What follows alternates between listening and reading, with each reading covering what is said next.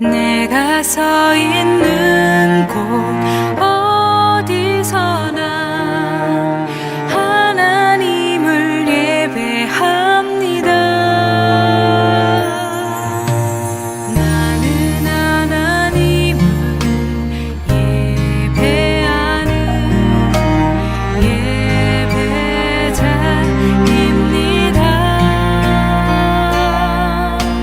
내가 서 있는 곳 어디서나 하나님을 예배합니다.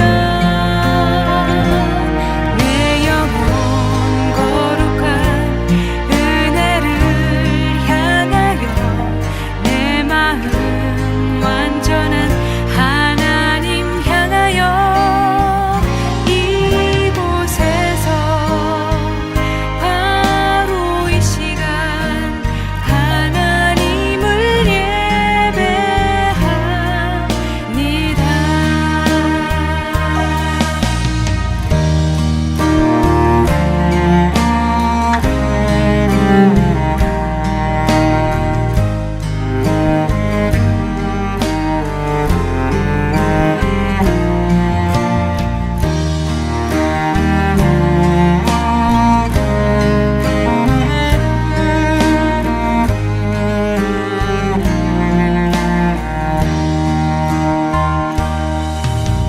나는 하나님을 예배하는 예배자입니다. 내가 서 있는 곳 어디서나 하나님을 예배합니다.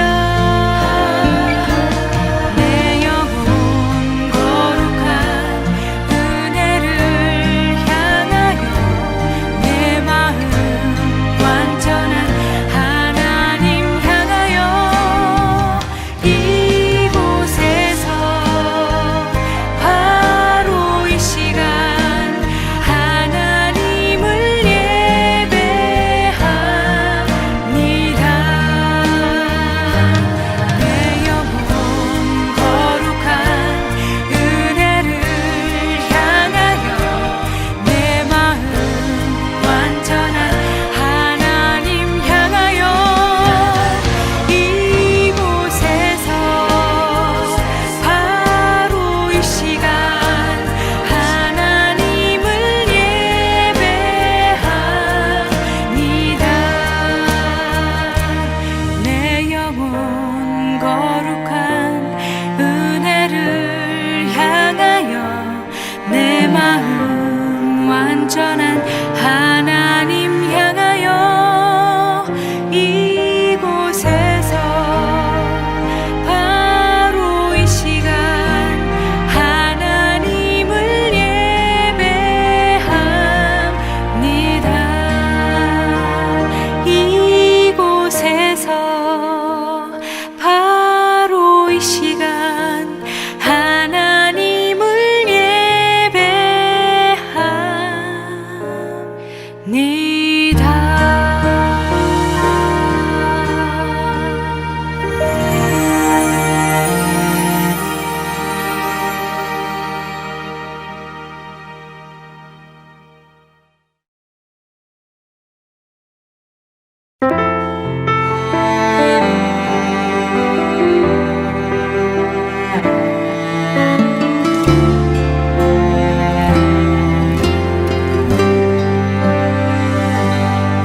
모습 이대로 사랑하시네.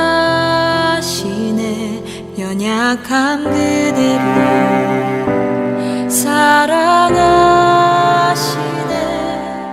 나의 모든 발걸음 주가 하시나니 날 인도하소서.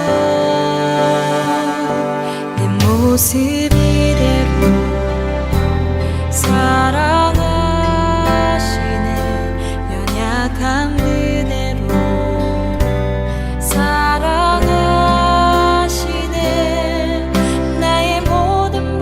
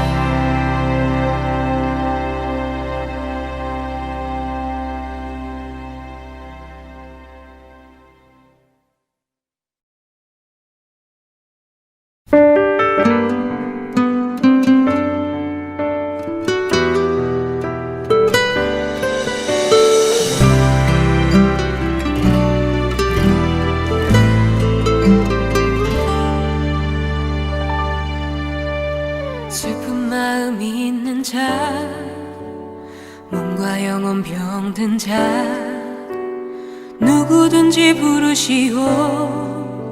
예수 이름 부르시오. 그 이름을 믿는 자, 그 이름을 부르는 자, 그가 어떤 사람이든 그는 구원하리리. 수만 믿는 자, 몸과 영혼 병든 자, 누구든지 부르시오. 예수 이름 부르시오. 그 이름을 믿는 자, 그 이름을 부르는 자, 그가 어떤 사람이든 그 구원하리리. 예수 예수 오 능력의 그 이름 예수, 나 외쳐 부르네. 예수 예수 오 구원의 그 이름 예수, 나 외쳐 부르네. 예수 그리스도.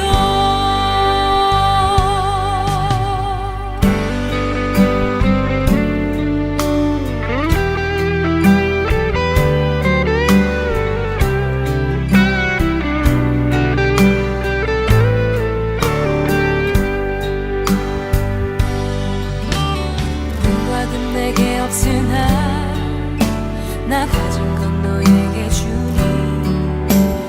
능력의 이름 예수라. 그 이름을 붙드시오. 그 이름을 믿는 자, 그 이름을 외치는 자, 그가 어떤 사람이든 그는 주의 영광 보리라. 예수 예수 오 능력의 그 이름 예수, 나 외쳐 부르네. 예수 예수 오 구원의 그 이름 예수, 나 외쳐 부르네. 예수 그리스도. 우리에게 주신 영광의 이름, 나 어찌 잠잠하리. 세상에 크게 외쳐 부르기 나의 주 예수 그리스도.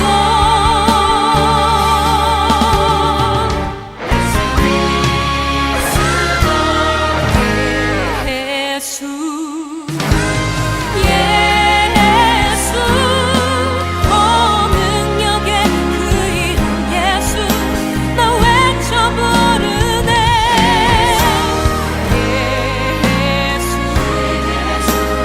예수 오 구원의 그 이름 예수, 나 외쳐 부르네. 예수 그리스도.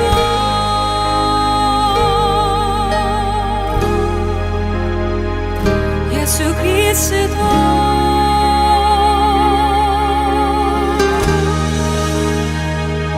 예수 그리스도.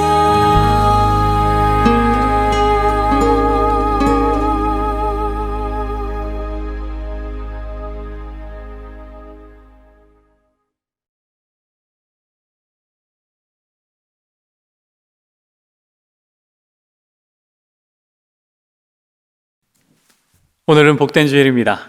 우리 다 함께 자리에서 일어나셔서 살아계신 하나님께 예배 드리겠습니다.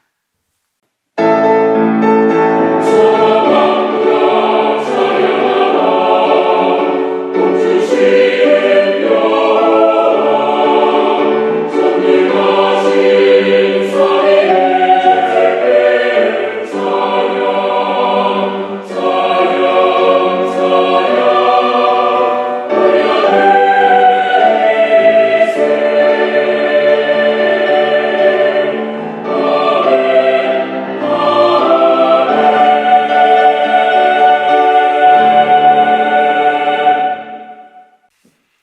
복 있는 사람은 악인들의 꾀를 따르지 아니하며 죄인들의 길에 서지 아니하며 오만한 자들의 자리에 앉지 아니하고 오직 여호와의 율법을 즐거워하여 그의 율법을 주야로 묵상하는도다.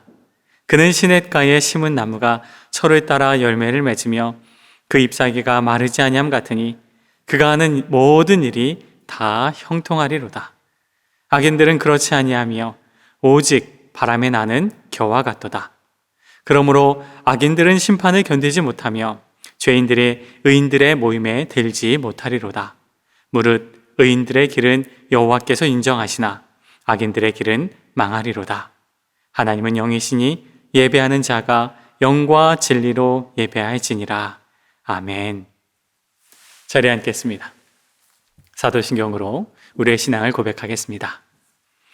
전능하사 천지를 만드신 하나님 아버지를 내가 믿사오며 그 외아들 우리 주 예수 그리스도를 믿사오니 이는 성령으로 잉태하사 동정녀 마리아에게서 나시고 본디오 빌라도에게 고난을 받으사 십자가에 못 박혀 죽으시고 장사한 지 사흘 만에 죽은 자 가운데서 다시 살아나시며 하늘에 오르사 전능하신 하나님 우편에 앉아 계시다가 저리로서 산자와 죽은 자를 심판하러 오시리라.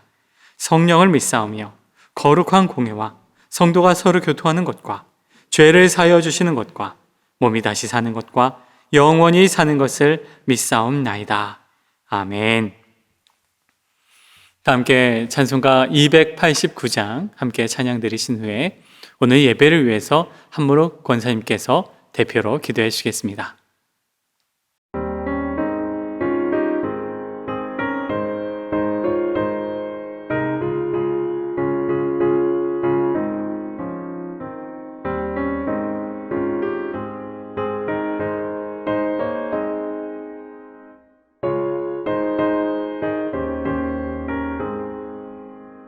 주 예수 내 맘에 들어와 계시고 변하여 세상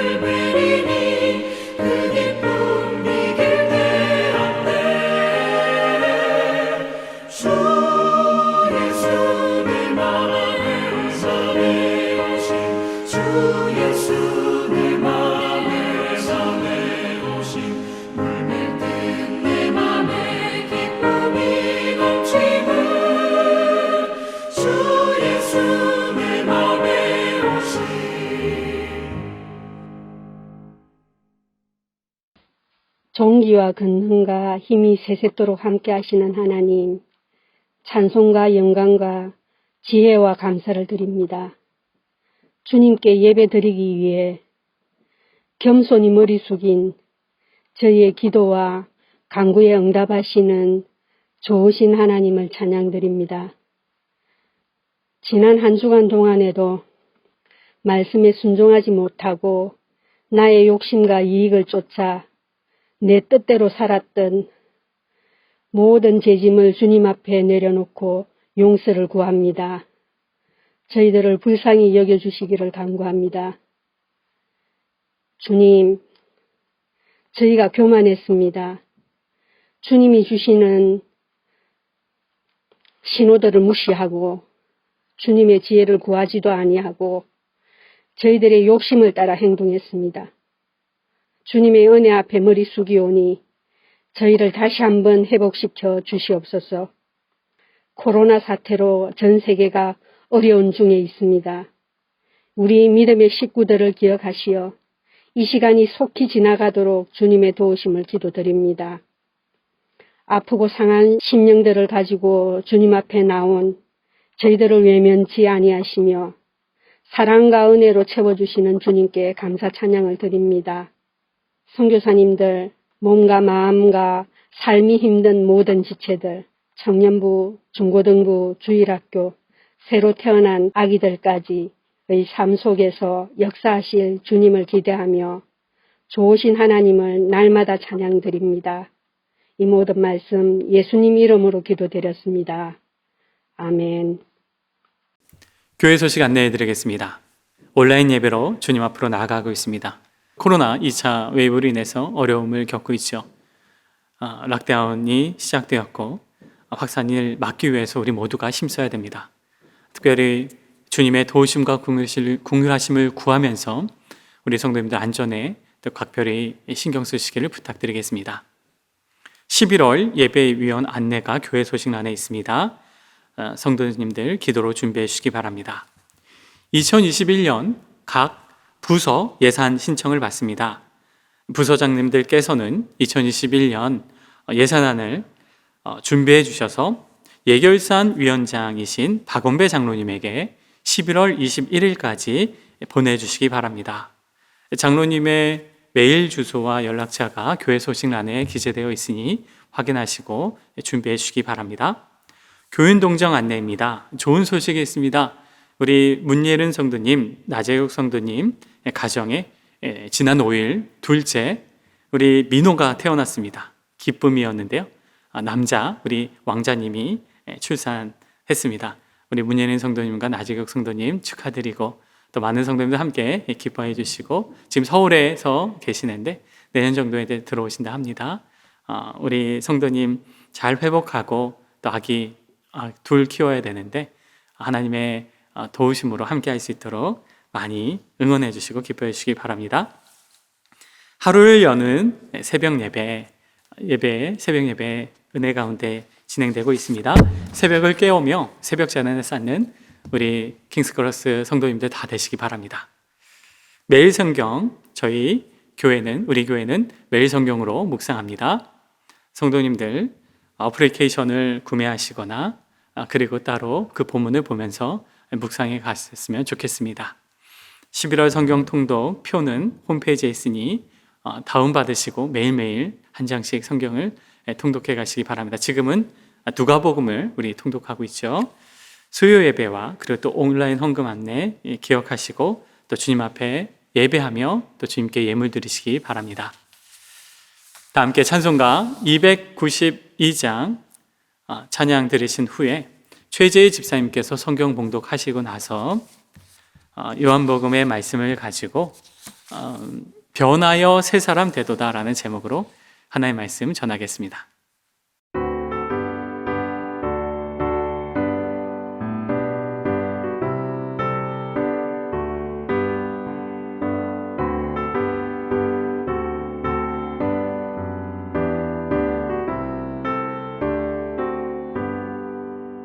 주 없이 살 수 없네 죄인의 구주여 그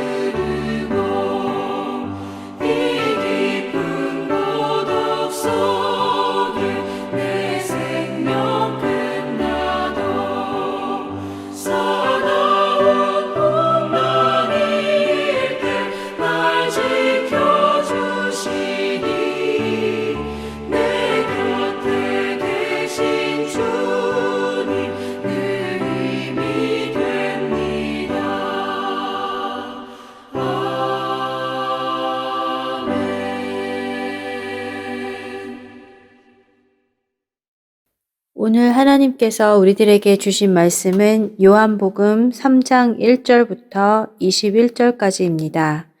요한복음 3장 1절부터 21절까지의 말씀을 제가 봉독하겠습니다. 그런데 바리새인 중에 니고데모라 하는 사람이 있으니 유대인의 지도자라. 그가 밤에 예수께 와서 이르되 랍비여, 우리가 당신은 하나님께로부터 오신 선생인 줄 아나이다. 하나님이 함께 하시지 아니하시면 당신이 행하시는 이 표적을 아무도 할 수 없음이니이다. 예수께서 대답하여 이르시되 진실로 진실로 내게 이르노니 사람이 거듭나지 아니하면 하나님의 나라를 볼 수 없느니라. 니고데모가 이르되 사람이 늙으면 어떻게 날 수 있사옵나이까?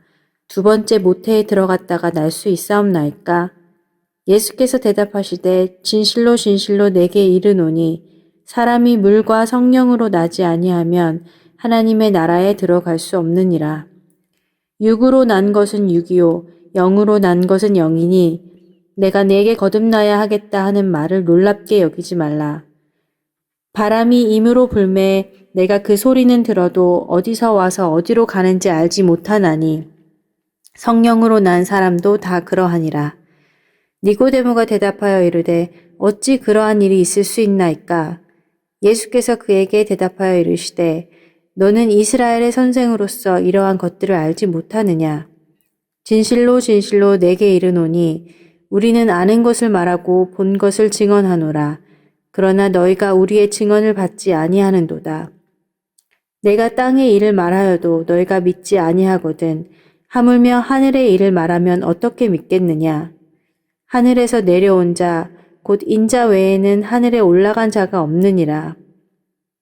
모세가 광야에서 뱀을 든 것 같이 인자도 들려야 하리니 이는 그를 믿는 자마다 영생을 얻게 하려 하심이니라. 하나님이 세상을 이처럼 사랑하사 독생자를 주셨으니 이는 그를 믿는 자마다 멸망하지 않고 영생을 얻게 하려 하심이라.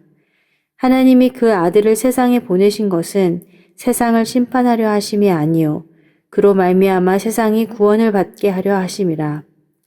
그를 믿는 자는 심판을 받지 아니하는 것이요 믿지 아니하는 자는 하나님의 독생자의 이름을 믿지 아니하므로 벌써 심판을 받은 것이니라.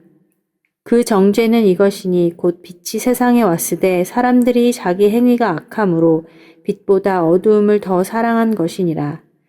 악을 행하는 자마다 빛을 미워하여 빛으로 오지 아니하나니 이는 그 행위가 드러날까 함이요 진리를 따르는 자는 빛으로 오나니 이는 그 행위가 하나님 안에서 행한 것임을 나타내려 함이라 하시니라. 아멘. 예수님은 가나의 혼인잔치에서 물을 포도주로 변화시키는 그런 바꾸는 기적을 베푸시고 그 후에 유월절이 가까운 터라 예루살렘 성전에 오르셔서 당시 제사장 중심의 농축산 그 매매시장과 그리고 고리대금업자와 같은 그런 횡포를 일삼던 환전 상인들의 그 상을 뒤엎으시면서 성전을 깨끗하게 치우시는 성전 척결 사건을 예수님이 일으키셨죠. 그런데 이때 이러한 예수님의 기적 그리고 예수님의 그런 행동을 살펴본 한 사람이 있었습니다. 그는 사람들의 시선을 피해서 밤에 은밀하게 예수님께 찾아와서 예수님과 대화를 나눕니다. 그것이 오늘 함께 읽었던 본문 말씀인데요. 오늘 말씀 1, 2절, 1절, 2절의 전반절까지 제가 읽어드리겠습니다. 그런데 바리새인 중에 니고데모라 하는 사람이 있으니 유대인의 지도자라. 그가 밤에 예수께 와서 이르되 예수님께 찾아온 사람은요 니고데모였습니다. 그는 바리새인이다 라고 성경은 이야기해 주죠. 여러분, 예수님과 동시대에 살았던 역사학자라고 일컬어지는 요세푸스라는 사람이 있습니다. 그 사람에 의하면 예수님 당시에 그 유대교회는 크게 4개의 당파가 분파가 존재했다라고 이야기를 하는데요. 사두개파, 바리새파, 에세네파, 혁명당파가 이렇게 그것입니다. 아마 우리 성도님들 중에서는 이 4개의 파를 많이 들어보셨을 겁니다. 당시 이러한 당이 존재했던 이유는요, 나라를 잃은 유대인들이 타민족에게 지배를 받는 가운데서 유일신이라는 어떤 독립적이고 독보적인 신앙을 추구하면서 하나님 신앙과 그리고 타민족으로부터 지배를 받는 자신들의 그런 상황을 믿음 안에서 고민하면서 이것을 어떻게 타개해 갈까? 그러한 고민의 결과로서 함께 마음과 뜻을 모으는 사람들이 모이게 되고, 그러면서 파당이 형성되었다라고 볼 수가 있는 거죠. 각 파당마다 추구하는 바가 좀 달랐습니다. 예를 들어서요, 혁명당파는 우리가 아는 것처럼 그 표현처럼 유대 민족이 갈 방향은 사회 개혁과 혁명뿐이다라고 믿으면서 이제 자신들의 힘을, 또 전쟁을 벌이면서 힘을 쟁취하려고 했죠. 사도계파는 사독이라는 대제사장이 예전에 존재했었는데, 그 사독이라는 대제사장 사상을 중심으로 해서 유대 사회는 성전과 제사 중심으로 뭉쳐야 된다라고 이제 주장을 하는 사도계파가 있었죠. 그리고 에세네파는요, 은둔 생활을 하는 사람들입니다. 이제 경건과 그리고 금욕주의 생활을 하면서 어떤 사회와는 동떨어져서 새로운 공동체를 펼치는 그러한 이제 사람들이 이제 에세네파입니다. 우리가 아는 세례 요한이 에세네파의 그 쿰란 공동체에서 생활했을 것이다라고 대체로 이제 성경학자들은 생각을 하죠. 마지막으로 이제 바리새파가 있습니다. 바리새파는 율법을 연구하는 율법 학자들의 모임이라고 보면 되는데, 특별히 경건한 신앙을 추구하면서 하나님의 어떤 말씀을 중심으로 신앙을 이어가자라는 그런 율법 학자들의 종파가 바로 바리새파였습니다.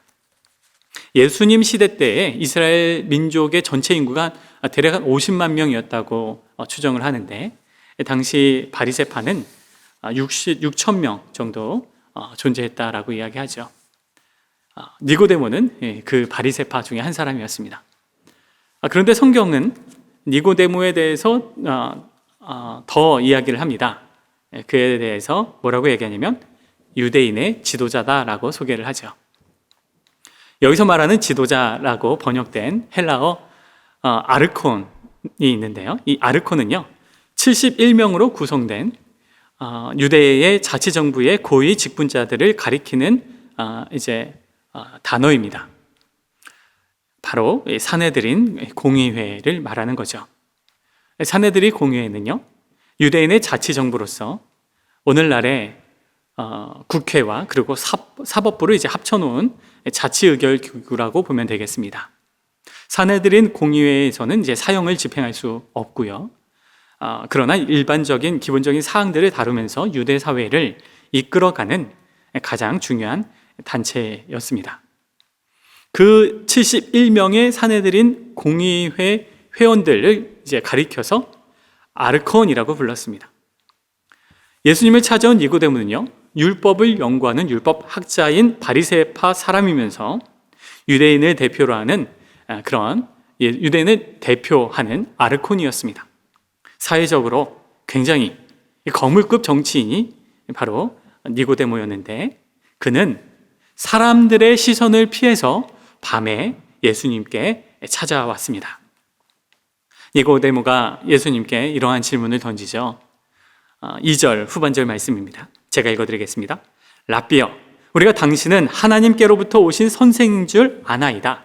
하나님이 함께 하시지 아니하시면 당신이 행하시는 이 표적을 아무도 할 수 없음이니이다. 그의 말의 요지는 이거예요.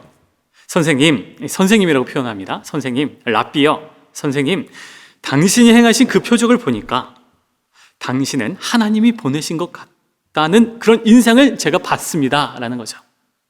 니고데모는 자신이 예수님이 일으킨 그 표적을 보았고, 그래서 지금은 예수님에 대해서 조금 알 것 같다. 하나님이 보내시지 않았으면 이런 일들이 일어나지 않았을 거다. 예수님에 대한 그런 마음, 그게 이제 열리는 이제 니고데모였다라는 겁니다. 이렇게 예수님에 대해서 말하는 니고데모를 향해서 예수님은 이렇게 대답하십니다. 3절 말씀입니다. 예수께서 대답하여 이르시되 진실로 진실로 내게 이르노니 사람이 거듭나지 아니하면 하나님의 나라를 볼 수 없느니라.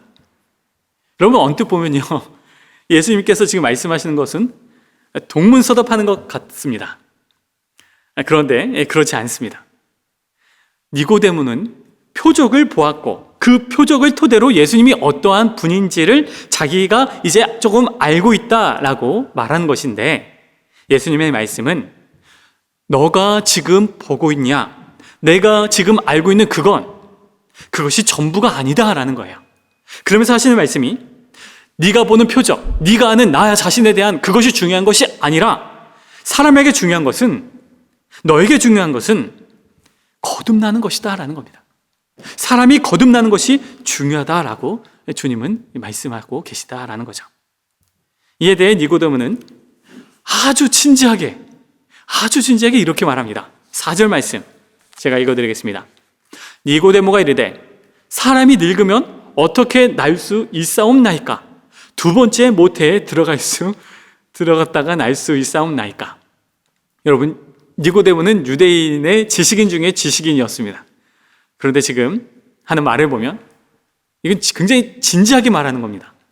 초등학생과 같은 그런 질문을 지금 던지고 있는 것을 보게 되죠. 사람이 늙으면 어떻게 날 수 있냐고, 거듭난다라는 것을 지금 내가 늙었는데 어떻게 다시 날 수 있냐, 두 번째 다시 엄마 뱃속에 들어가야 되냐, 이런 어리석은 질문을 하고 있는 겁니다. 그런데 예수님께서 말씀하신 거듭난다라는 말을 지금 니고데모는 잘못 이해하는 거죠. 거듭난다라고 할 때 여기서 예수님께서 말씀하신 거듭난다라는 단어는요, 헬라어로 아노덴이라는 단어인데, 이 아노덴은 뜻이 크게 두 가지 뜻을 가지고 있습니다. 첫 번째로 다시 처음부터라는 뜻이에요. 이 다시 처음부터라는 뜻으로 니고데모는 이해했기 때문에 육체를, 사람을 또 육체로 이해하고 거듭난다라는 것은 다시 처음부터라는 생각을 갖고 있던 터라 이 태어난 나 자신이 다시 엄마 뱃속에 들어가야 됩니까? 그런 질문을 던진 거죠. 그런데 두 번째 뜻은 이런 말입니다. 하나님으로부터 철저히라는 뜻을 갖고 있어요. 하나님으로부터 철저히. 그래서 예수님께서 말씀하고자 하시는 것은, 말씀하고자 하시는 이제 중요한 논지는 뭐냐면, 사람은 하나님으로부터 철저히 새로워져야 된다라는 뜻이에요. 사람은 하나님으로부터 다시금 철저히 이루어져야 된다라는 것이 예수님이 말씀하시고자 하는 거듭난다라는 뜻의 핵심이다라는 것입니다. 예수님이 말씀하시는 거듭나야 된다라는 이 말의 뜻, 예수님은 좀 더 친절하게 구체적으로 이것이 어떻게 가능한지에 대해서 5절에서 이렇게 말씀하십니다. 5절 말씀 제가 읽어드립니다. 예수께서 대답하여 이르시되 진실로 진실로 내게 이르노니 사람이 물과 성령으로 나지 아니하면 하나님의 나라에 들어갈 수 없느니라. 아멘. 하나님으로부터 철저히 이루어지는 그 거듭남, 그것이 물과 성령으로 나야 되는 것이다 라고 예수님이 말씀하십니다. 여러분, 여기서 말하는 물과 성령, 물, 성령, 물과라고 우리는 이제 두 개로 구분해서 등위 접속사로 이해하는데, 그런데 이제 이 물과 성령이라고 할 때 이 과는요, 헬라어로 이제 카이라는 단어를 씁니다. 이제 근데 이 카이라는 단어는 두 가지로 이해할 수 있어요. 등위 접속사로 각각을 이제 말하는 등위 접속사로도 이해할 수 있지만, 그런데 이것을 동격으로도 이해할 수 있습니다. 그러니까 물과 성령이라고도 이해할 수 있지만, 그러나 동격으로서 물, 즉 성령, 이렇게 이해할 수도 있습니다. 그래서 우리가 이 본문을, 특별히 5절을 이 물과 성령이라는 어떤 등위 접속사로 이해하기보다는 동격으로 이해하는 것이 성경을 이해하는데 더 건강한 해석이 될 수 있습니다. 따라서 예수님의 말씀은요, 거듭난다라는 것은 물, 즉 성령으로 나야 한다라는 말씀이에요. 그래서 구분하는 게 아니라 다시 말하면 성령으로 나야지 이루어지는 것이다 라는 말씀, 그래야지 하나님의 나라에 들어갈 수 있다라는 것이 예수님의 말씀이었습니다. 여러분, 성령으로 거듭난다라는 말의 뜻이 무엇일까요? 성령으로 다시 태어난다는 말의 의미, 이것을 이해하기 위해서는요, 하나님이 인간을 창조했을 때에 그 모습이 어떠했는지를 우리는 한번 생각해 볼 필요가 있습니다. 창세기 2장 7절에 하나님께서 창조하셨을 때 그 과정이 이렇습니다. 여호와 하나님이 땅의 흙으로 사람을 지으시고 생기를 그 코에 불어넣으시니 사람이 생명이 되니라. 하나님이 이제 흙으로 인간의 육체를 이제 만드신 후에, 빚으신 후에 그 코에 이제 생기를 불어넣었다라고 성경을 말씀하시죠. 여기서 생기는 히브리어로 르하흐입니다. 루하흐인데 구약 성경에서는 이 단어, 이 루하흐를 어떤 용례로 사용을 하냐면 이제 하나님의 영, 하나님의 마음, 그러한 표현을 뜻할 때 루하흐라는 단어를 씁니다. 근데 이제 이 생기도 이 루하흐라는 단어를 쓴 거죠. 하나님의 마음, 하나님의 뜻, 또 하나님의 어떤 그 정신, 하나님의 영을 인간에게 이제 불어넣었다라는 것입니다. 여러분, 하나님은 인간에게 하나님의 마음, 하나님의 영을 넣음으로써 인간이 하나님을 기뻐하고 하나님을 즐거워할 수 있는 그런 존재로 하나님은 인간을 창조하셨다라는 것입니다. 하나님을 영화롭게 하는 존재, 인간은 하나님과 마음이 이제 통했고 하나님의 영을 받음으로 말미암아, 영이 들어감으로 말미암아 하나님의 뜻, 또 하나님의 마음이 무엇인지를 바라보고 또 느끼고 깨닫고 하나님과 소통하면서 살아가는 존재가 바로 인간이었다라는 것입니다. 그것이 창조된 인간의 모습이었습니다. 그런데 이 창조된 인간의 모습을 깨트린 존재가 사탄이었습니다. 인간의 교만, 인간의 욕심, 그것을 이제 들추고 또 이끌어가는 그 사탄으로 말미암아 인간은 타락하게 되었고 하나님과의 관계가 이제 깨어지게 되었지요. 따라서 인간은 하나님의 뜻을 거부하고 하나님의 그 가치를 뒤돌아서게 되었습니다. 하나님의 추구하는 하나님의 마음을 등지게 되는 인간의 모습이 나타나게 되었다는 거죠. 하나님의 뜻을 거부하는 인간, 하나님과 단절된 인간, 점점 더 하나님과 멀어지는 그러한 인간의 모습이 나타나게 된 것을 우리는 알고 있습니다. 예수님께서 말씀하신 거듭나야 된다 라는 이 말씀은, 성령으로 거듭나야 된다는 말씀은 하나님께서 창조하신 창조의 그 본연의 모습으로 되돌아가야 한다라는 말씀을 주고 계시다라는 것입니다. 그 방법이 성령님, 오직 성령님이 아니고서는 인간은 다시금 새롭게 회복될 수가 없다라는 게 예수님의 말씀이었어요. 성령님이 아니고서는 하나님이 창조하신 그 하나님의 르하흐, 하나님의 영, 하나님의 영이 다시금 새롭게 역동되고 인간에게 새롭게 그런 역사되지 아니한다면 인간은 새로워질 수 없다라는 거죠. 그런 새로워짐이 아니면 하나님의 나라에 인간은 들어갈 수 없다라는 것이 예수님의 말씀이었습니다. 하나님의 형상을 회복하는 길, 그것은 오직 성령뿐이다라는 것이 예수님의 가르침이었습니다. 여러분, 오직 성령님, 그 성령님을 통해서만 하나님의 가치와 하나님의 뜻과 하나님의 마음을 회복할 수 있다는 사실을 믿으시기 바랍니다. 예수님이 말씀하셨어요. 성령님이 아니면 성령님으로 거듭나야만 하나님의 나라에 들어갈 수가 있느니라. 성령이 아니고서는 하나님의 나라에 들어갈 수 없느니라. 여러분, 성령으로 거듭나야 한다라는 말은요, 율법학자인 니고데모는 여전히 이 말씀이 너무나도 낯설고 이해하기가 너무 힘들었습니다. 율법학자인데 이 말씀을 도통 이해하기가 어려웠어요. 여러분, 사실 니고데모는 우리가 앞서 살펴본 바처럼 니고데모가 예수님께 찾아온 것은 그 중심이 표적이었습니다. 예수님의 표적을 보고 예수님을 찾아온 사람이 니고데모였어요. 예수님이 행하신 표적, 그 기적 때문에 예수님에 대해서 호의적으로 생각하게 된 사람이 바로 니고데모였습니다. 그런데 여러분, 우리가 예수님을 믿을 때요, 중요한 것이 표적이 아닙니다. 우리가 추구하는 신앙은요, 표적 중심, 기적 중심의 신앙이 아니다라는 말씀이죠. 우리는 어떤 표적을 보고 예수님을 따르는 것도 아니고 어떤 기적을 바라면서 예수님을 믿는 것도 아닙니다. 일반적으로 표적, 기적은요, 그 사람이 처한 상황의 변화를 일컫는 의미를 갖습니다.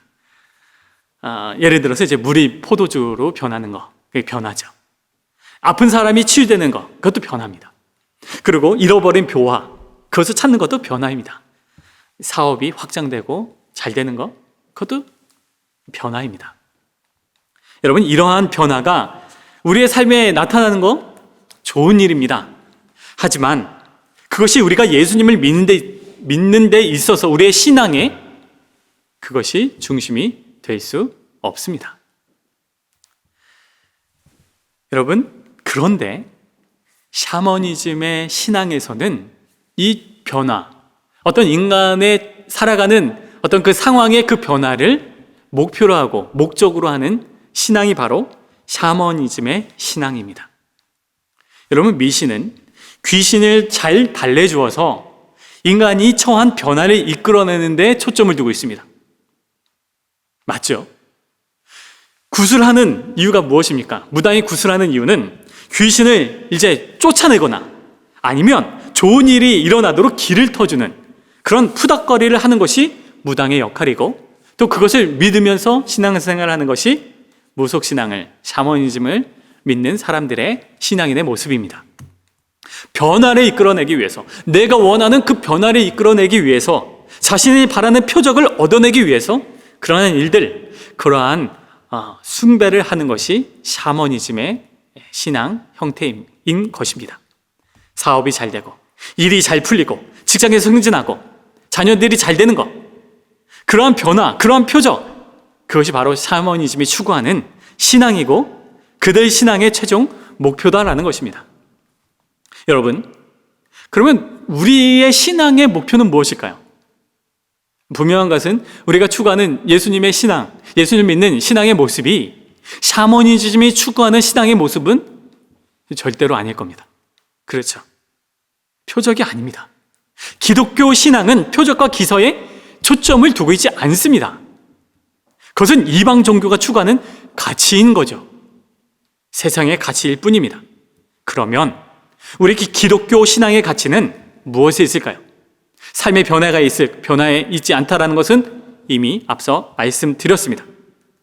여러분, 기독교는요, 인간이 살아가는 삶의 변화에 목표를 두지 않고 무엇에 목표를 두느냐? 기독교 신앙은 인간 본연의 변화에 목표를 두고 있다는 사실을 믿으시기 바랍니다.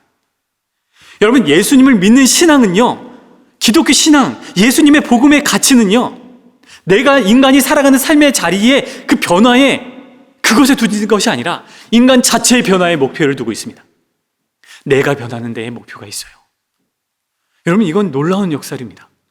모든 종교는 자신이 추구하는 어떤 가치, 자신이 살아가는 삶의 자리에 그 변화에 그것에 목숨을 걸지만, 기독교 신앙은 인간의 살아가는 삶의 자리의 변화에 있는 것이 아니라 나 자신의 변화에 있는 거예요. 내면의 변화, 생각의 변화, 말의 변화, 행동의 변화, 가치의 변화, 가치관의 변화, 인간 본연의 자체의 변화가 기독교 신앙의 가치요 목표인 줄로 믿으시기 바랍니다. 여러분, 사람의 변화에 우리의 신앙의 목표가 있어요. 그것이 목적이 그것에 있는 것입니다. 내 주변의 변화를 추구하는 것이 아니라 나 자신이 예수님의 복음으로 말미암아, 예수님의 은혜로 말미암아 내가 변화되는 것이 우리 기독교 신앙의 목표인 줄로 믿으시기 바랍니다. 여러분, 이것은 놀라운 은혜예요. 이게 복음의 능력이에요. 정말 놀랍습니다. 여러분, 생각해 보세요. 내가 어떻게 변화됐는지 한번 생각해 보십시오. 여러분, 저도 내가 변화된 걸 생각하면 정말 놀랍습니다. 너무너무 놀라운 변화예요. 그렇지 않아요? 여러분이 생각해 보세요. 내가 어떻게 이렇게 살 수 있나? 놀라운 하나님의 은혜입니다. 이게 복음의 능력이에요. 예수 복음의 능력은 나 자신의 인격적인 완전히 새로운 존재로 탈바꿈하는 것, 그것이 하나님의 복음의 능력이에요.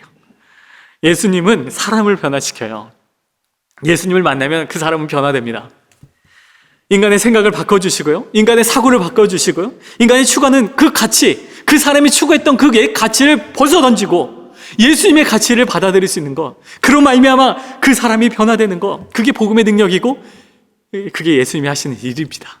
그것이 우리의 신앙의 은혜의 길인 줄로 우리는 믿습니다.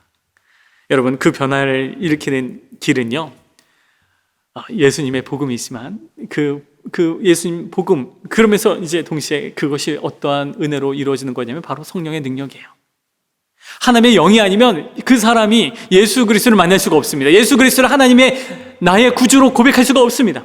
성령의 능력이 아니면 예수 복음을 받아들일 수가 없습니다. 성령의 능력으로 말미암아 거듭나는 은혜가 있는 것이다라는 것입니다. 사랑하는 여러분, 우리의 신앙에 있어서 중요한 건요, 나의 변화예요. 신앙생활을 하면서 끊임없이 성령님으로 말미암아 내가 변화되어야 합니다. 계속 내가 바뀌어야 되는 겁니다. 가족이 바뀌는 게 아니에요. 가족이 바뀌는 게 중요한 게 아닙니다. 아니면 교회에서 다른 사람이 변화되는 거, 그게 중요한 게 아니에요. 누가 중요하다고요? 내가 바뀌는 게 중요합니다. 나의 생각이 바뀌는 게 중요합니다. 성령님의 은혜로 말미암아 내가 변화되는 게 중요하죠. 때로는 우리가 살아가는 환경이 바뀌는 거, 은혜롭게 변화되는 것도 필요하지만 그보다 우리가 선행되어야 될 것은 나의 내면의 변화인 것입니다.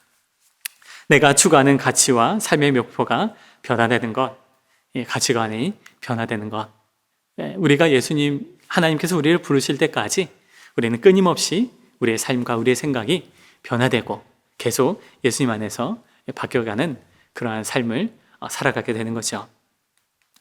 여러분, 주변을 변화시켜 달라는 것을 일컬어서, 아까 이제 샤머니즘 신앙이라고 말했지만 그것을 일컬어서 표적 신앙이다라고 말할 수가 있습니다. 우리가 추구하는 표적 신앙을 우리는 버려야 됩니다. 표적 신앙을 우리는 싸워야 되는 거죠. 오직 복음 신앙, 성령 중심의 신앙, 나 자신의 변화를 추구하는 그러한 신앙, 그러한 믿음으로, 그러한 신앙으로 살아가는 저와 여러분이 되시기를 주의 이름으로 축원드립니다. 그러면 성령 하나님은 어떻게 임하실까요? 8절 말씀 제가 읽어드리겠습니다. 바람이 임으로 불매 내가 그 소리는 들어도 어디서 와서 어디로 가는지 알지 못하나니 성령으로 난 사람도 다 그러하니라. 바람이 이제 불듯 성령으로 난 사람도 그가 언제 어떻게 바뀌게 되는지는 알지 못한다라는 말입니다. 그래서 어떤 불확실한 어떤 상황에 놓였다라는 것이 초점이 아니라 여기서의 초점은 나 스스로가 변화되는 데에 그 주체가 아니다라는 거예요. 하나님이 변화의 주체지 인간이 변화의 주체가 되어서 어떤 때에 어떤 시간에 그 사람이 변화된다라는 게 아니다라는 거죠. 하나님께서 주체가 되어서 그 사람에게 변화의 은혜가 임한다라는 것이 예수님의 말씀인 것입니다. 사도행전 1장을 보면요, 예수님께서 승천하시기 전에 제자들과 마지막으로 대화하는 장면이 나옵니다. 그때 이제 제자들은 여전히 표적 신앙을 가지고 있었어요. 눈에 보이는 거, 바뀌는 거, 상황이 바뀌는 거. 그게 이제 제자들이 추구했던 신앙의 모습이었는데, 표적 신앙을 가지고 있으면서 예수님께 이스라엘의 회복이 언제인지 이제 묻는 장면이 나옵니다. 그들이 모였을 때 예수께 여쭈어 이르되 주께서 이스라엘 나라를 회복하심이 이때니까 하니, 이제 예수님께서 부활하셨으니까 다윗의 왕권을 회복해서 로마로부터 이제 독립해서 강력한 절대 군주로서 이제 등극하십시오. 그게 이제 제자들이 생각한 거고, 그게 언제냐고 질문을 한 겁니다. 그 표적 신앙에 계속 묶여있는 제자들, 그때 주님은 이렇게 말씀하시죠. 사도행전 1장 7, 8절 말씀, 이르시되 때와 시기는 아버지께서 자기의 권한에 두셨으니 너희가 알 바 아니요 오직 성령이 너희에게 임하시면 너희가 권능을 받고 예루살렘과 온 유대와 사마리아와 땅끝까지 이르러 내 증인이 되리라 하시니라. 아멘. 그 시간, 그것은 하나님 아버지가 하시는 것이니 너희가 알 바가 아니다. 너희는 오직 성령님이 임하실 것, 예루살렘에서 성령님이 임하실 것을 기다려라. 나의 약속을 붙들고 예루살렘을 떠나지 말고 성령님이 오실 것을 기다려라 라는 것이 예수님의 말씀이었습니다. 여러분, 이 당시에 예루살렘은요 굉장히 어려운 상황이었어요. 우리가 아는 것처럼 예수님을 따르는 자들을 소탕하려는 유대교와 로마 병사들의 탄압이 극에 달했던 때가 바로 이때였습니다. 언제 끌려갈지 모르는 두려움, 그 공포, 그 어둠에 휩싸여서 정말 옴짝달싹 못하는 그런 예수님을 따르는 사람들, 그 상황이 바로 예루살렘에 펼쳐졌어요. 예루살렘을 탈출하는 것이 중요한 때였습니다. 그런데 예수님은 예루살렘 떠나지 말라라고 말씀하세요. 예루살렘에 머물라. 그리고 성령을 주겠다는 그 나의 약속, 내가 너에게 준 그 약속을 붙들라. 그리고 그 약속을 기다려라 라고 주님은 말씀하신 거죠. 여러분, 중요한 것은 예수님의 약속을 붙드는 겁니다. 성령님이 언제 임하실지 모르는 하나님의 주권으로 사람이 변화되는 것이지만, 성령의 역사가 하나님의 주권 가운데서 이루어지는 것이라서 나는 그냥 아무것도 안 하고 그냥 가만히 있는 것이냐? 그것이 아니라 우리가 해야 될 것은요, 하나님의 약속, 예수님의 약속을 붙드는 겁니다. 하나님의 말씀을 바라보면서 그 예수님의 약속을 붙드는 것, 성령을 주겠다는 예수님의 약속, 예수님의 말씀을 붙드는 것, 그것을 바라보는 것이죠. 여러분, 우리의 삶은요, 예루살렘에 있는 제자들처럼 로마 병사와 유대교 사람들이 득달같이 달려드는 그러한 핍박과 고난의 현장일 수가 있습니다. 두려움, 아픔의 그러한 시간의 연속일 수 있습니다. 예루살렘, 나의 삶의 그 예루살렘, 여기가 그냥 벗어나고 싶고, 그리고 기약 없이 기다려야 하는 그러한 지루함의 연속일 수도 있습니다. 그런데 중요한 건 예수님은 그 예루살렘의 그 자리를 버리지 말라라고 말씀하세요. 그 예루살렘을 포기하지 말라라고 말씀하세요. 그 자리를 떠나지 말라라고 말씀하세요. 왜요? 예수님의 약속이 있으니까, 예수님의 말씀이 있으니까. 그래서 예수님의 그 약속을 굳게 잡으라. 주님의 시간에 성령을 부어주시겠다라고 말씀하십니다. 사랑하는 여러분, 신앙생활 오래 하신 분일수록, 모태신앙인일수록 성령 체험을 하신 분들이 극히 드물다는 것을 우리는 알고 있습니다. 제 주변에도 많이 있습니다. 한국에서도 많이 봤습니다. 그것을 저에게 신앙 상담하는 분들, 제가 목회 활동하면서 많이 경험했습니다. 여러분, 모태신앙이 예수님의 그 성령님의 은혜를 경험하는 것이 참 어렵습니다. 왜냐하면 태어났을 때부터 교회 환경 가운데 있었기 때문이죠. 중요한 건 예루살렘을 떠나지 않는 거예요. 어려움 가운데 처한 사람들도 있습니다. 코비드 상황 속에서 이 고난의 현장이 언제 지속될지 지금 수개월 가운데서 너무나도 어려운 분들이 계시죠. 여러분, 그것이 여러분들이 처한 예루살렘입니다. 그런데 주님은 예루살렘을 떠나지 말라고 말씀하십니다. 우리 신앙에서나, 그리고 우리의 삶의 자리에서나 주님은 우리가 지켜가야 할, 떠나지 말아야 할 예루살렘이 존재한다라고 말씀하시죠. 사랑하는 여러분, 여러분이 처한 예루살렘은 무엇인가요? 예루살렘을 떠나지 마시고 그 자리에서 하나님의 시간을 기억하고 하나님의 말씀을 기억하고 예수님이 주신 그 약속, 성령을 주시는 약속을 기억하면서 그 약속을 붙들 때, 하나님의 시간대에 주님께서 성령을 부어주시고 우리의 삶을, 우리의 생각을, 우리의 자리를 새롭게 변화시켜 주시는 하나님의 은혜의 역사가 나타나게 되리라 믿습니다. 니고데모는 여전히 예수님의 말씀에 대해서 이해가 되질 않았습니다. 그래서 예수님은 니고데모에게 이제 계속해서 설명을 해 주시죠. 14절, 15절 말씀. 모세가 광야에서 뱀을 든 것 같이 인자도 들려야 하리니 이는 그를 믿는 자마다 영생을 얻게 하려 하심이니라. 과거 모세 시대 때 광야의 삶을 불평하는 이스라엘 백성들에게 이제 불뱀이 나타나서 불뱀에 물려서 사람들이 많이 죽었습니다. 그때 하나님은 모세에게 놋뱀을 만들라고 말씀하시고 이제 모세가 급히 놋뱀을 만들어서 이 장대에 이제 딱 들죠. 그리고 그 장대에 높이 든 놋뱀을 보는 사람마다 되살아나는 그러한 기적을 체험하게 됐습니다. 여러분, 이제 이런 어떤 그 상징이 오늘날에도 이어져서 앰뷸런스 보면 뒤에 이제 그 뱀, 장대에 휘감겨 있는 뱀이 있죠. 그게 이제 그 민수기 21장에 있는 이 기적, 이 말씀을 토대로 만들어진 것으로 이제 보여집니다. 여러분, 놋뱀이 들려서 그것을 본 자마다 살아난 것처럼 예수님도 자신이 십자가에 달려서 높이 들리게 될 때 그 예수님의 십자가의 보혈을 바라보는 자마다 영생을 얻게 될 것이다 라고 말씀을 하시는 것입니다. 그러고 나서 자신이 왜 십자가를 지게 되는지를 말씀하시죠. 그것이 이제 요한복음 3장 16절 말씀입니다. 유명한 하나님의 말씀. 하나님이 세상을 이처럼 사랑하사 독생자를 주셨으니 이는 그를 믿는 자마다 멸망치 않고 영생을 얻게 하려 하심이라. 아멘. 예수님이 이 땅에 오셔서 십자가 위에 달리시는 그 이유, 그것은 하나님이 세상, 다시 말하면 사람들을 사랑하시기 때문에 예수님께서 십자가에 달리신 것이다 라는 겁니다. 그런데 그 사랑이 어떤 사랑이냐면 하나님 자신의 그 독생자, 자신의 아들의 목숨을 내어주면서까지 사랑하는 사랑이었다라는 것입니다. 이처럼 사랑하사, 이처럼 세상을, 사람들을 이처럼 사랑하사 독생자를 내어주는 하나님 아버지의 사랑이다라는 거죠.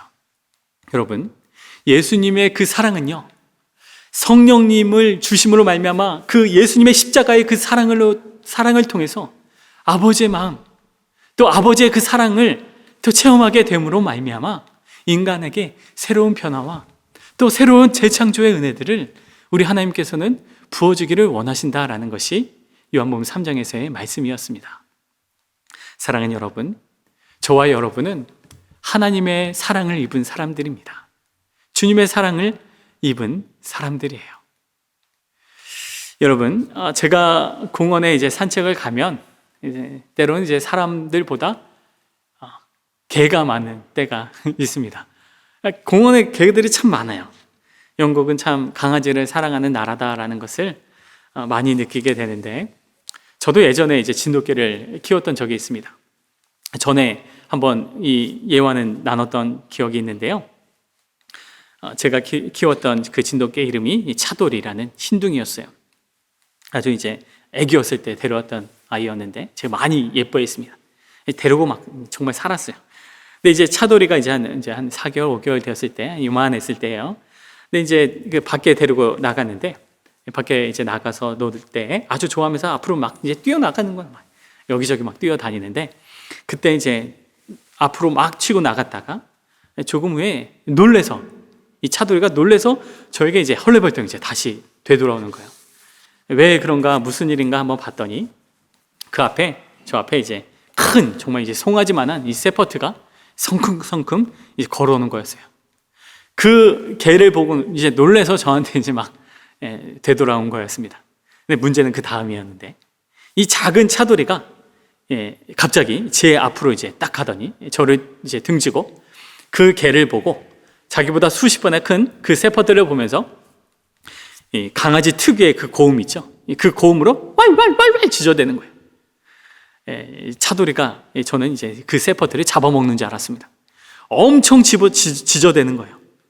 그 모습을 이제 사람들이 보면서 이제 막 깔깔깔 이제 재미나니까 웃는 거죠. 굉장히 진지하게 차돌이가 짖어댔습니다. 차돌이는 지금 내 뒤에 나를 사랑하는 나의 존재, 나의 주인, 내 주인이 내 뒤에 있다. 덤빌 테면 덤벼봐라 하면서 막 짖어대는 거예요. 나를 사랑하는 이가 뒤에 있으니까 이 세퍼트가 무섭지 않은 겁니다. 두렵지 않고 잡아먹듯이 짖어대는 차돌이. 여러분, 사랑을 받은 이 미물도 이렇게 달라지는데 사랑을 받은 인간이야 오죽하겠습니까? 여러분, 예수님이, 하나님이 저와 여러분을 사랑하시는 줄로 믿으시기 바랍니다. 우리 모두는 하나님의 사랑을 입은 존재들입니다. 예수님께서 우리를 죽기까지 사랑하셔서 또 우리를 새롭게 하시기 위해서 하나님께서 우리를 이처럼 사랑하셔서 자신의 아들, 자신 하나밖에 없는 그 독생자를 이 땅에 내어주신 그 하나님 아버지의 그 사랑을 우리는 받은 사람들이에요. 사랑하는 여러분, 하나님의 사랑을 묵상하십시오. 하나님의 그 사랑을 바라보십시오. 그 하나님의 사랑을 바라볼 때 우리의 사람의 삶의 어려움들, 그 그 모든 그 환난들, 역경들, 그 고난들, 괴로움들, 그 모든 것들을 이겨낼 수 있으리라 믿습니다. 때로는 우리는 내가 사랑을 받은 존재인데 그 사랑을 하나님께서는 사랑을 흘려보내기를 원하시죠. 여러분, 그 사랑을 보내셨으면 좋겠습니다. 가족에게 하나님의 그 사랑을 흘려보내시고, 사랑하는 나의 남편에게, 사랑하는 나의 아내에게 사랑한다라고 고백하시고. 왜요? 우리가 예수님의 사랑을 입었으니까, 예수님의 사랑의 은혜를 우리가 바라보는 사람이니까. 그래서 가족이 나에게 사랑한다라고 다가오는 것을 기다리기보다, 누군가가 나에게 다가와서 그렇게 사랑한다라고 말하는 것을 기다리기보다, 사랑을 입은 나 자신이 다른 사람에게, 또 가족에게, 아내에게, 아이들에게, 자녀들에게, 또 우리 지체들에게 사랑한다라고 고백하고 손을 내밀고 함께 손잡아주고 사랑을 나누는 우리 모두가 되었으면 좋겠습니다. 하나님이 자신의 아들을 이 땅에 보내시고 예수님이 십자가에 들리신 이유, 그것은 우리를 살리기 위함이었습니다. 죄와 죽음, 어둠 속에서 살아가는 우리들을 하나님의 그 창조의 본연의 모습으로 아버지께서 다시금 회복시키고, 그리고 잃어버렸던 인간의 창조의 그 모습들을 하나님께서 다시금 재창조하고, 단절되었던 그 인간들을 다시금 하나님께서 그 어둠에서 건지시기 위해서, 그 단절을 회복시키기 위해서 우리 예수님께서 십자가에 달리시고, 우리 하나님께서 자신의 독생자를 이 땅에 우리들을 위해서 보내셨다라는 것입니다. 성령 하나님으로 말미암아 그 은혜들을 우리가 체험하고, 예수님의 그 십자가의 은혜를 성령님을 말미암아 우리가 깨닫고, 그러면 말미암아 우리가 하나님 안에서 예수님의 사랑, 하나님 아버지의 그 사랑을 성령님 안에서 깨달음을 말미암아 우리가 어떻게 된다고요? 새 사람이 되는 겁니다. 예수님의 신앙은, 우리 하나님의 그 신앙은 우리의 삶의 변화의 그 표적 신앙에 있는 것이 아니라, 예수님의 사랑, 하나님 아버지의 그 사랑을 깨달아서 우리의 내적인 변화가 일어나는 것이죠. 변화된 새 사람으로 새롭게 탄생하는 것이죠.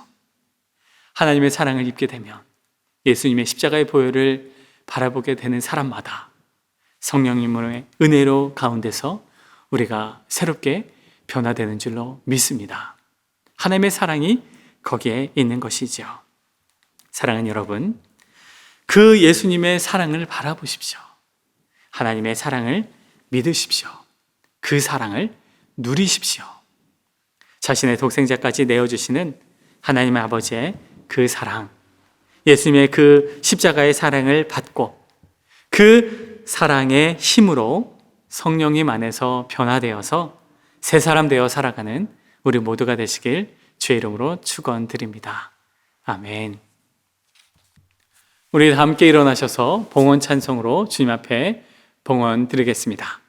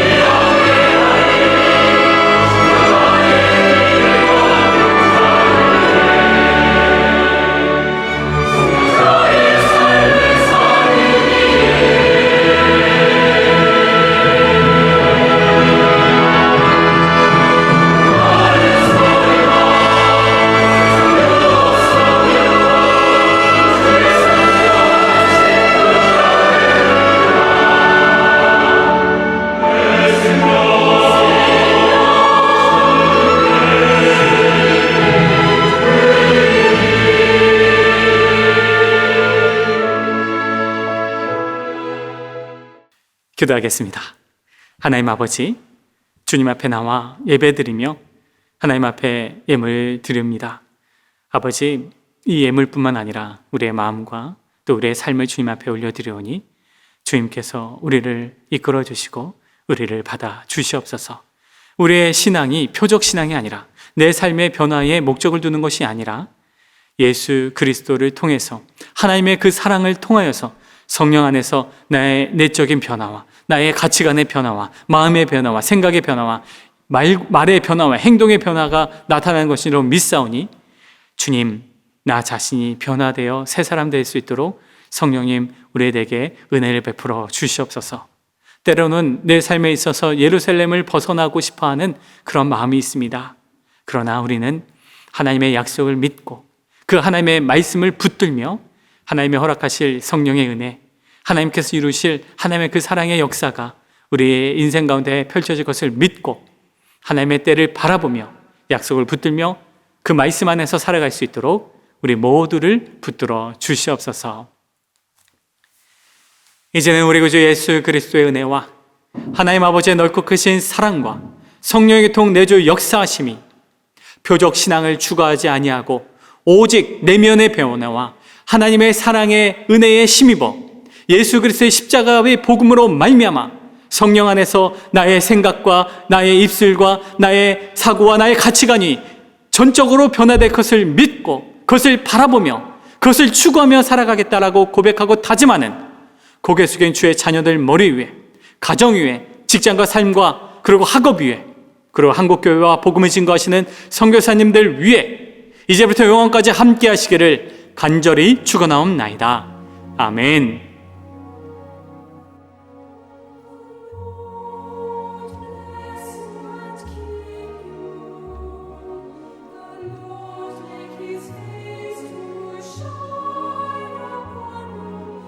Shine